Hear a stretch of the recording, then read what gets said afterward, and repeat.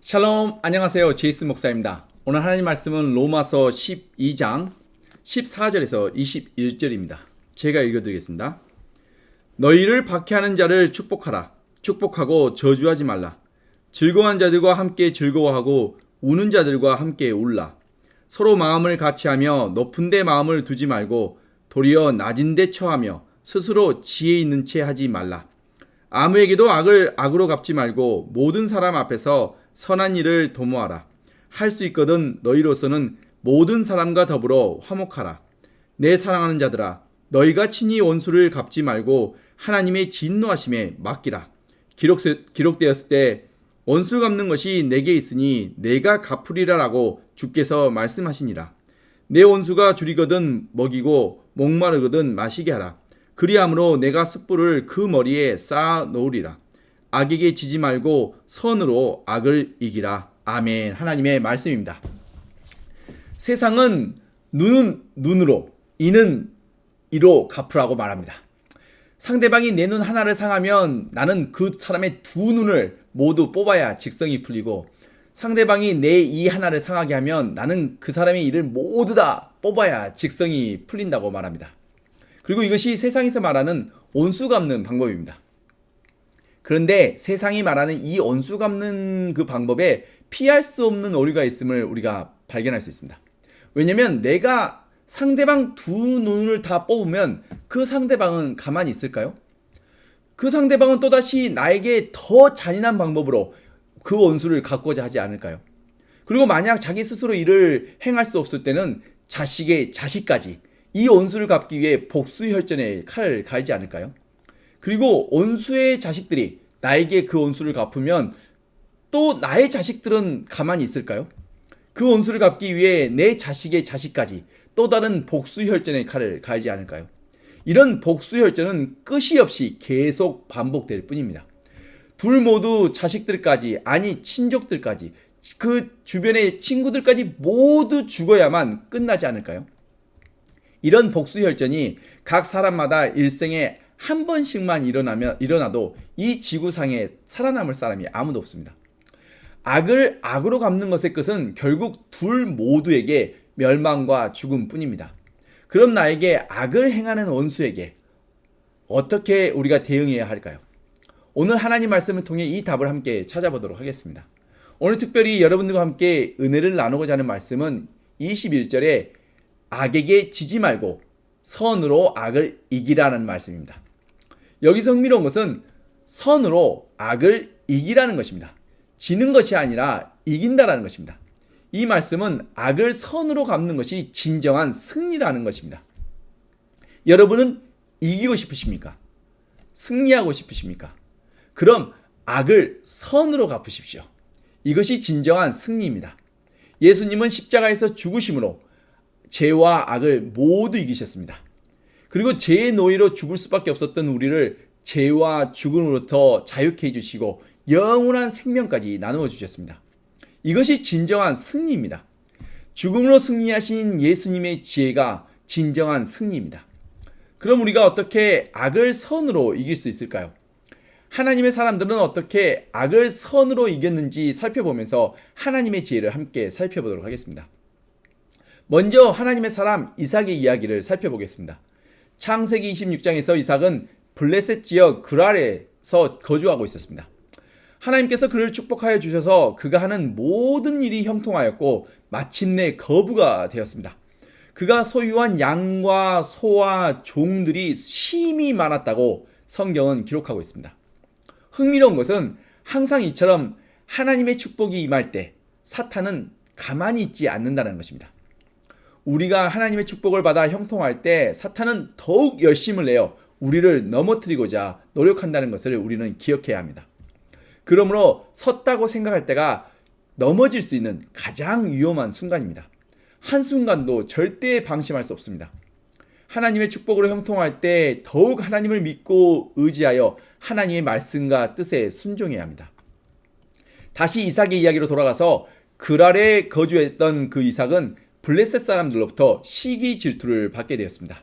그리고 블레셋 사람들이 와서 이삭의 가축과 사람들이 마실 물이 있는 그 우물을 모두 막고 흙으로 덮어버렸습니다. 그들이 이런 악을 행하게 된 원인이 바로 시기 질투입니다. 이처럼 시기 질투는 매우 악한 죄입니다. 그러므로 우리 마음속에 일어나는 시기 질투를 우리는 매우 조심해야 합니다. 이삭은 자기에게 이처럼 악을 행하는 사람들을 직접 대적하여 다투지 아니하였습니다. 이삭이 힘이 없어서 이렇게 다투지 않은 것이 아닙니다. 이삭에게는 힘이 많은 종들이 있었습니다. 이삭의 아버지 아브라함도 자신의 집에서 훈련된 종 318명을 거느리고 적들을 쳐부수고 주변 국가의 왕들의 적들을 쳐부수고 조카 룻과 그의 재물과 가족 모두를 되찾아올 정도로 엄청난 무력을 가지고 있었습니다. 이삭 때에는 아버지 아브라함 때보다 더 많은 종들이 있었습니다.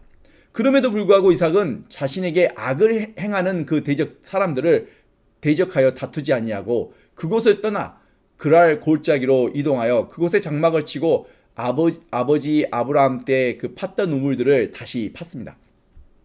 그러자 그랄 골짜기에서 활동하던 목동들이 와서 이삭의 종들과 다투었습니다. 이삭은 또다시 악을 행하는 사람들을 대적하여 다투지 아니하고 그들이 주장하는 그 우물을 그들에게 넘겨주고 또 다른 장소에 가서 우물을 팠습니다.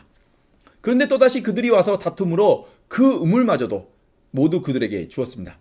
그리고 다시 다른 장소로 이동하여 또 다른 곳에 우물을 팠습니다. 그러자 더 이상 그들이 와서 다투지 않았습니다. 그리고 하나님께서 계속하여 이삭과 동행하며 축복하여 주셔서 그가 더욱 번성하였습니다. 이것이 바로 하나님의 사람이 악을 대응하는 방법입니다. 온수를 직접 대적하지 마시고 할 수만 있으면 피하십시오. 고난과 유혹은 피하는 것이 하나님의 지혜입니다. 그리고 이러한 사람에게 하나님은 축복하여 주십니다. 이번에는 하나님의 사람 다니엘을 살펴보겠습니다. 다니엘은 어렸을 때부터 하나님을 사랑하여 하나님의 말씀과 뜻에 순종하였습니다. 이러한 다니엘을 하나님께서도 사랑하시고 언제나 함께 동행하며 그가 하는 모든 일을 형통케 하셨습니다. 비록 어린 나이에 바벨론의 노예로 끌려왔지만 하나님께서 함께 동행하심으로 다니엘은 당시 초강대국 바벨론의 최고 총리가 되어 온 세상을 섬겼습니다. 그리고 바벨론 제국이 패망하였을 때 보통의 경우 패망한 제국의 주요 인물들은 모두 죽임을 당하거나 아니면 다른 곳으로 이동하여 제거합니다. 그런데 하나님께서 함께 하신 다니엘은 바벨론을 이어 페르시아 제국 때에도 역시 최고 총리가 되었습니다. 항상 그러하듯이 이러한 하나님의 축복의 자리에 사탄은 결코 가만히 있지 않습니다. 다니엘을 시기 질투하던 다른 총리들과 고관들이 다니엘을 제거하고자 무진장 노력하였습니다. 그러나 하나님의 사람으로 언제 어디서나 정직하고 성실했던 다니엘에게서 아무런 흠을 찾아볼 수가 없었습니다. 그러던 중에 그들에게 드디어 좋은 아이디어가 생각났습니다. 바로 다니엘의 그 확고한 믿음이 고발의 근거가 되리라고 생각하고 다리오 왕에게 30일 동안에 누구든지 왕 외에 다른 신이나 사람에게 기도하면 굶주린 사자굴 속에 던져 넣기로 법을 만들어 아예 문서화할 것을 요청했습니다. 다리오 왕은 아무 생각 없이 별 문제 없을 것 같아서 그들이 원하는 대로 해 주었습니다. 결국 하나님을 향한 사랑이 한결같았던 다니엘은 죽을 수 있다라는 것을 알면서도 믿음으로 하루 3번 예루살렘을 향해 창문을 열고 무릎을 꿇고 기도하며 하나님께 감사했습니다. 이를 목격한 다니엘의 대적들은 즉시 왕에게 고발하고 그를 법대로 사자굴 속에 던져 넣을 것을 요청했습니다.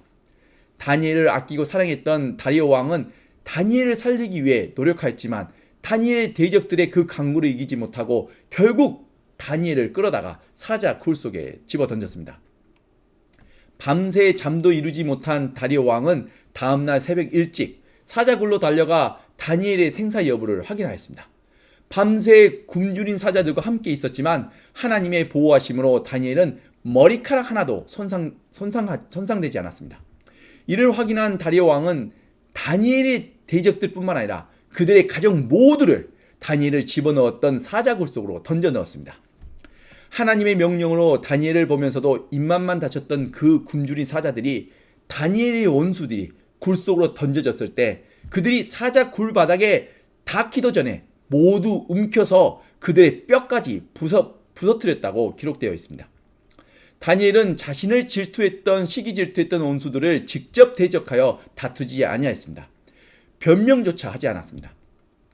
하나님의 선하심과 사랑하심을 전적으로 믿고 의지하여 순순히 사자 굴 속으로 걸어 들어갔습니다. 바로 원수를 하나님께 맡긴 것입니다. 이것이 바로 하나님의 사람이 원수를 갚는 방법입니다. 원수는 내가 갚는 것이 아니라 하나님께서 갚아주십니다.